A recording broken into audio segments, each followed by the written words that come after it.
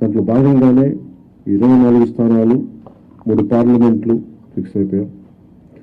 అలాగే 24 స్థానాలు కనిపిస్తున్నాయి, కానీ జనసేనకి మనం చూడాల్సింది 3 పార్లమెంట్లో ఇంకొక అదనంగా ఇంకొక 18 నుంచి 20 దాకా స్థానాలు అధికంగా యాడ్ అవుతాయి.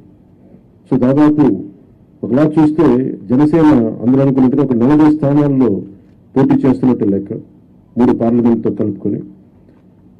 నేను కూడా ఈ అలయన్స్ బలంగా ఉండాలి, టీడీపీ జనసేన అలయన్స్ బలంగా ఉండాలి అంటే నేను కూడా ప్రత్యేకించి భారతీయ జనతా పార్టీని దృష్టిలో పెట్టుకొని కూడా నా సీట్లని కుదించుకోవడం జరిగింది. ఇది మన నాయకులందరికీ కూడా వ్యక్తి ప్రయోజనాలను పక్కన పెట్టి రాష్ట్ర ప్రయోజనాలని ముందుకు తీసుకెళ్దాం.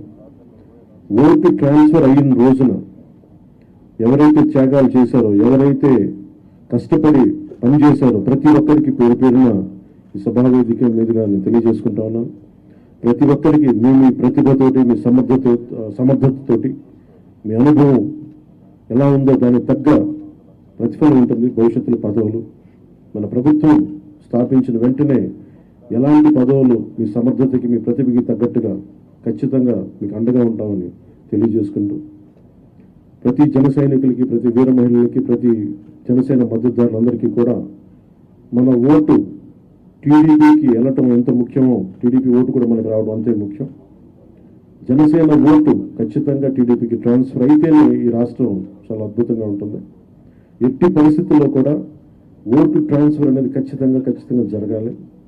అందుకని ఎలాంటి పొరపక్షాల మధ్యలో 1-2 వచ్చిన వైసీపీ దుష్ట పన్నాగాల పని ఏదైనా ఎలాంటి విభేదాలు సృష్టించినా వాటిని మేము అందరం సమర్థవంతంగా ఎదుర్కోవడానికి, కలిసికట్టుగా ఎదుర్కోవడానికి మేము పూర్తి సంసిద్ధతతో ఉన్నాం. ఆయన సిద్ధమని చావగొడతా ఉన్నారు. బాబు